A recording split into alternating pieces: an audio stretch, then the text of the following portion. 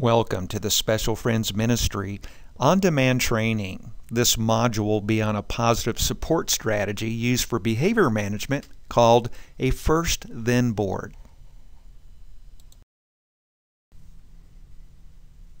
So why use a first-then board? One of the primary reasons I can think of why you should use a first-then board in behavior management is because it's a research-based strategy.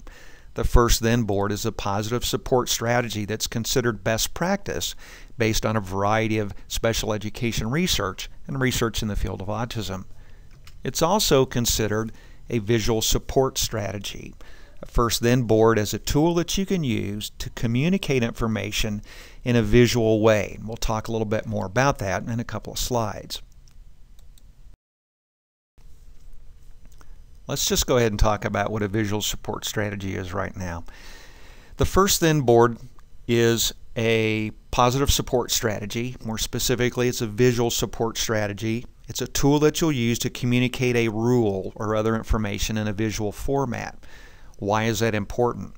Because with most of your learners, you communicate rules verbally, and your learner processes that information auditorily. In other words, they hear your words, process what you're saying, and either comply or they don't comply. The thing is, with kids who are being very impulsive in the moment, let's say for a learner who has ADHD, or a child with autism who is distracted by something else, or someone who just has a weak receptive language repertoire. When you communicate information verbally and they have to process it auditorily and they're distracted or they're being impulsive and doing something different in the moment, or they don't understand all the words that you're saying, very difficult for that child to follow your rules. So visual support strategy simply takes a rule and puts it in a visual format. Here's a rule here. You need to wash your hands before you eat. Well, in a first-then board, what that looks like is a picture of washing hands on one side, and then on the right-hand side, a picture of what will happen next. So as a visual support strategy, I'm communicating this rule in a visual way that my learners can continue to visually reference. Whether they're processing it auditorily or not, they can look at the pictures and see what the requirements or the expectations are. So I would say, first, you need to wash your hands, then you can have something to eat. And this is an example of a visual support strategy. Very important for a lot of learners. There are at least 3 ways you can use a first-then board, and let's talk about those 3 very quickly. The first way to use a first-then board is as a visual way to communicate a rule. Say that you have someone who has a habit of singing during a time frame when they ought to be quiet. You can use the first-then board to communicate this rule visually. On the left-hand side of the first-then board, you would have a picture of someone listening, or perhaps a picture of an ear. And then next to that, to the right, you would have a picture of someone singing. And then you would use this to have your learner visually reference your first-then board as you point to the first picture and say, first you need to listen, and then you point to the second picture. In 5 minutes you can sing. And that's how you would use that to communicate your rule. Another way that you can use the first-then board is to communicate a short sequence of activities. Some learners have difficulties remembering what activities are going to occur in what order, or following multi-step instructions. A first-then board is a good visual way to depict a short sequence of activities. Again, on one side you could have a picture of someone telling a Bible story or a picture of the Bible, and on the right-hand side a picture that represents an art activity, and you could use the first-then board to communicate this short sequence of activity. First, we're going to listen to a Bible story as I'm pointing to the picture of the Bible, and then we're going to do an art activity as I'm pointing to the picture of the art activity. And then the last way that you can use a first-then board is that it can be used for transitions when you're moving from point A to point B. You could also visually use pictures to depict point A and point B, and then use your first-then board to communicate that transition. In the rest of this module, we're going to primarily focus on the use of the first-then board as a means to convey a classroom rule. So when you're using the first-then board as a way to communicate rules in a visual format. What makes it work?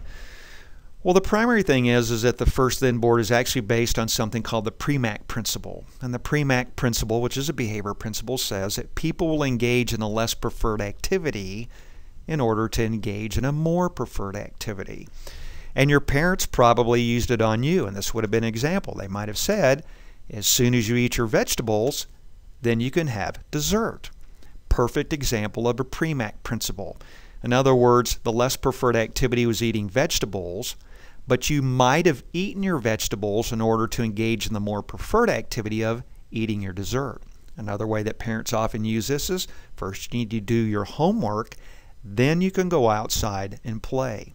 Again, another example of the Premack Principle, using a higher preferred activity, which is going out to play, to motivate someone to do the less preferred activity, which is doing homework. And so the first then board, when it's used to convey a rule, is based on this idea of the Premack Principle. A little bit more about the Premack Principle. Again, when you're using the first then board to motivate your learner to follow a rule, the idea again is to encourage your learner to do something that's less preferred because you're going to follow it with something that is more preferred. This is a very key concept.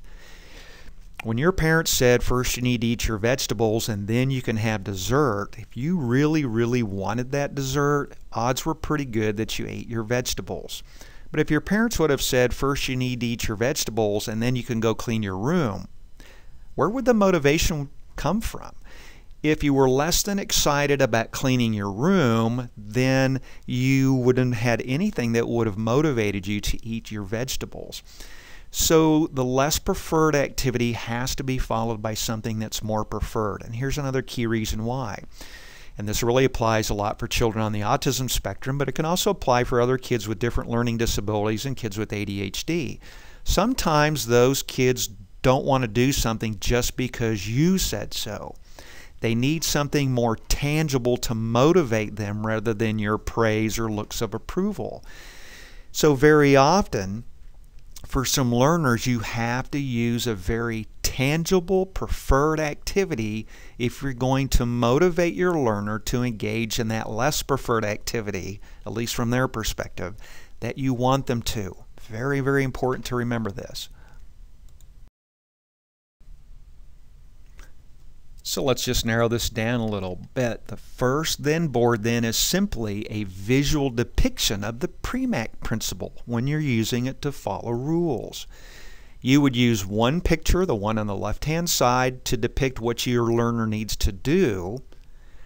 And then the second picture, which would be on the right-hand side, would be the picture that would depict what will happen as a result of doing the activity depicted in the first picture. So in other words, your second picture, the picture on the right, is typically always going to be, when you're using the first then board as a way to follow rules, that second picture is often going to be some type of preferred activity that will result in what will happen if the first activity or the less preferred activity is accomplished.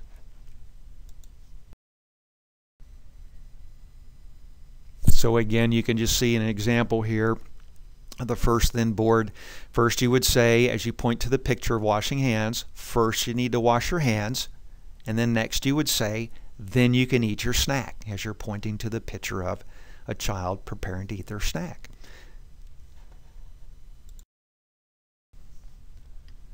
So here's a preschool example of a first then board and then used with a learner who could actually follow several activities but still needed some tangible motivator or activity to spur the first three activities on. This one has three pictures on the first side. I would say first you need to listen to your Bible story, participate in circle time, and do an activity. Then you can play in centers time.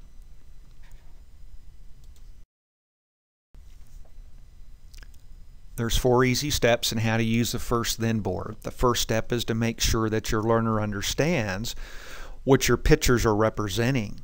Again, because you're communicating rules in a visual format, it's important that your learner understands what the pictures mean. And so if I hold up a picture of someone sitting in a chair and I ask my learner, what is this person doing? And they say sitting, then I know that's a picture that I can use to convey a rule. First you need to sit in your seat, and then later on you can go play. I know that I can use that picture of sitting because he or she has told me that that's what that means.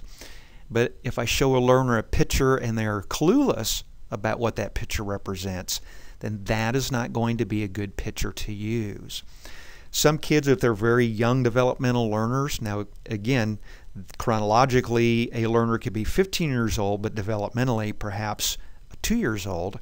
You may need to use objects that represent the activity rather than pictures, because in a developmental sequence, we understand our three-dimensional world before we understand our two-dimensional world. For some learners, then, that might require an object, but for most of your learners, you could probably use a picture, but you need to make sure they know what the picture represents.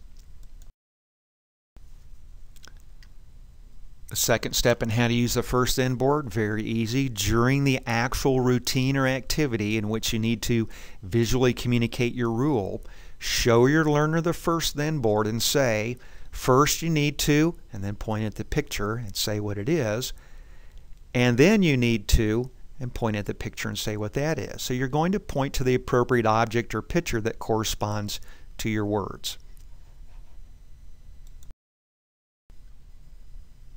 The third step in using a first then board is simply to follow through on what you're asking your learner to do.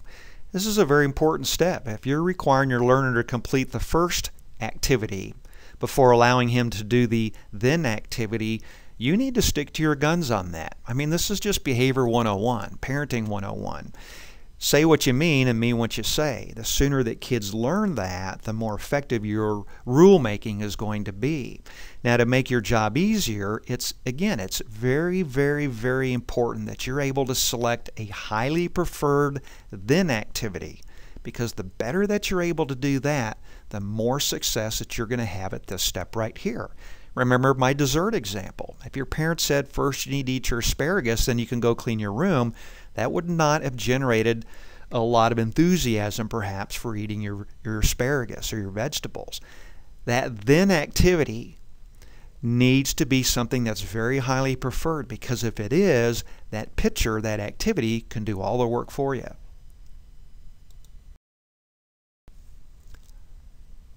And then step number 4 on how to use a first then board, and this is very important. When your learner does complete the first activity, please be sure that you allow him or her to do the then activity. Again, it builds something called behavioral trust, or just trust, that your learner understands that you say what you mean and you mean what you say. Don't say first you need to do A and then you can do B, and then when your learner does A, you don't deliver B. Don't do that, because that's going to make your use of your first then board way, way less effective the next time around that you plan on using it. So follow through. If you promised a highly preferred then activity, then please make sure that you deliver on that activity after your learner completes the first part of that activity.